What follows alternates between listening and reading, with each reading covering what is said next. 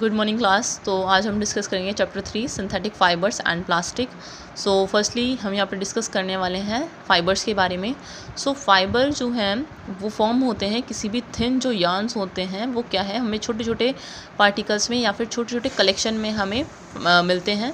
उनको एक साथ बाइंड करके हम फॉर्म करते हैं एक प्रॉपर यार्न, और जो हेल्प करता है किसी भी क्लोथ को या फिर और भी जो उससे बनने वाली चीज़ें उनको फॉर्म्ड करने में।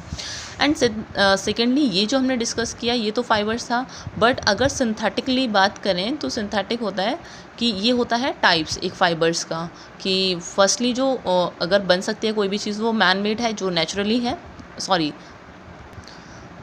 सिंथेटिक होती हैं कि जिस तरीके से जो मैनमेड द्वारा जो बनाई जा रही है, या फिर जो भी केमिकल प्रोसेस और या फिर जो इंडस्ट्रीज़ में बनाए जाने वाली जितनी भी चीज़ होती हैं वो सिंथेटिक होती हैं, जो मैनमेड होती हैं।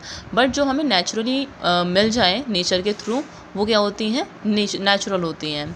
सो यहाँ पर अगर हम इंट्रोडक्शन में बात करें कि जो मोस्टली फाइबर्स होते हैं वो यार्न से बनते हैं, वही जो मैं आपको बता चुकी हूँ। तो ये 2 टाइप के होते हैं, नेचुरल और सिंथेटिक। सो जो मैन मेड मटेरियल होता है वो better than the natural ones. Obvious सी बात है कि जो हम खुद से बना रहे हैं और वो उसमें क्या होगा, जो उसकी ड्यूरेबिलिटी होगी वो क्या होगी, ज़्यादा होगी कंपैरिजन टू जो नेचुरल होगा। क्योंकि जो नेचुरल चीज़ें होती हैं उनकी एक टाइम लिमिट होती है कि वो तब तक क्या है वर्क कर सकती हैं।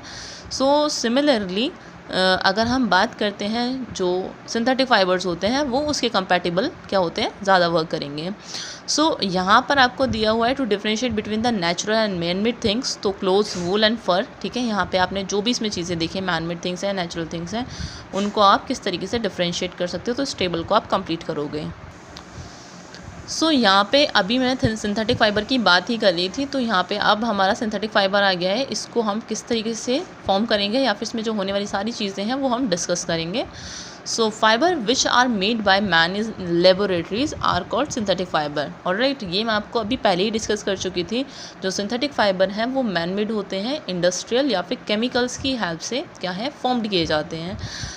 These are also known as artificial fibres. Alright, कह सकते हैं, बिल्कुल कह सकते हैं आर्टिफिशियल फाइबर्स, क्योंकि जो फाइबर्स आर्टिफिशियल फाइबर होते हैं वो किसके मतलब कैसे बनाए गए हैं कि मैन मेड है ना वो, तभी तो आर्टिफिशियल हमने बोला है। तो उसके एग्जाम्पल कौन कौन से होते हैं, rayon, nylon and polyester are the synthetic fibres.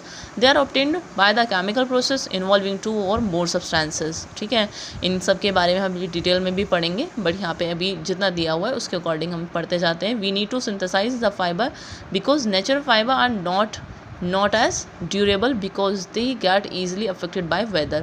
So वही नेचुरल जो चीज़ें होती हैं वो जल्दी इफेक्ट होते हैं अगर कंपैरिजन किया जाए उनका जो सिंथेटिक चीज़ें होती हैं उनके कंपैरिजन में, and lose their original characteristics too. Presently, synthetic fiber accounts for about half of all the fibers used in the world in every field of human activity, including household and industries.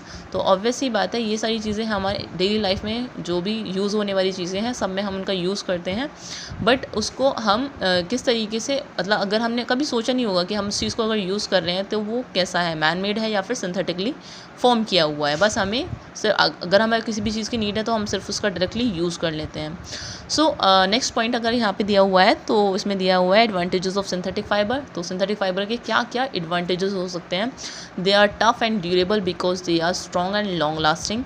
ठीक है, तो simple language में लिखे हुए हैं, you can easily understand. Okay, so next जो topic है वो दिया हुआ है पॉलीमर।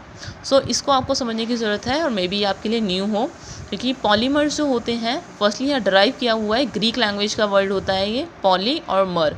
अगर इसको हम क्या करें, ब्रेक डाउन करें इसका, तो ये 2 वर्ड्स में क्या होता है, डिफरेंशिएट हो जाएगा।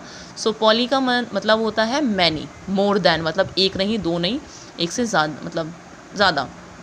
एंड मर्स का मीनिंग होता है यूनिट पार्ट्स। ठीक है, polymer are very large molecules having high molecular mass.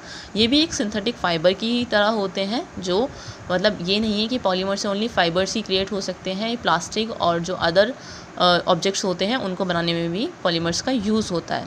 So what are synthetic fibres made up of?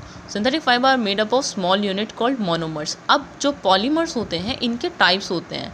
देखो, अगर उसमें ओनली स्मॉल यूनिट या फिर 1 यूनिट यूज़ हुई है तो हम उसको मोनोमर बोलेंगे। अगर 2 यूज़ हुई हैं तो उसको हम डाइमर बोल सकते हैं। इसी तरीके से 3 यूज़ होंगे तो ट्राइमर। ठीक है, तो उस तरीके से हम उसको नेम देते जाते हैं। Each small unit is actually chemical substance. When thousand such small unit join together, they are form large single unit are called polymer. So यहाँ पे अगर हमने 1 की बात करी, 2 की बात करी, 3 की, बट अगर मोर देन इनसे आ जाए तो उसको हम क्या बोलते हैं, polymers. Alright. The process of formation of polymer from monomers is called polymerisation. Alright.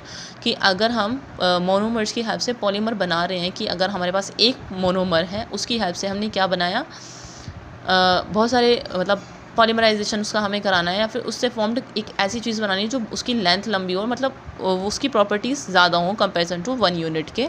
सो उस प्रोसेस को हम पॉलीमराइजेशन बोलते हैं.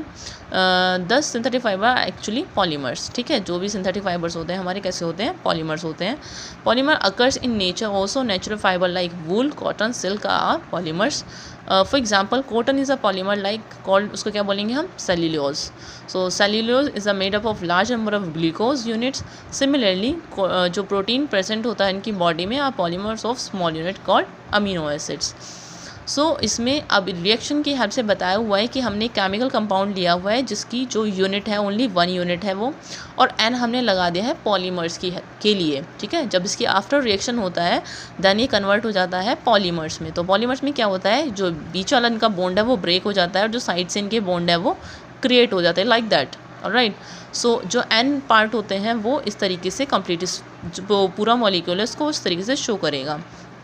तो पॉलीमराइजेशन में भी एडिशन पॉलीमराइजेशन और कंडेंसेशन पॉलीमराइजेशन. तो एडिशन हो सकता है या फिर कंडेंसेशन हो सकता है. ठीक है, उसको मतलब दोनों ही बोल सकते हैं. तो इसके टाइप्स देखते हैं आगे सिंथेटिक फाइबर्स के.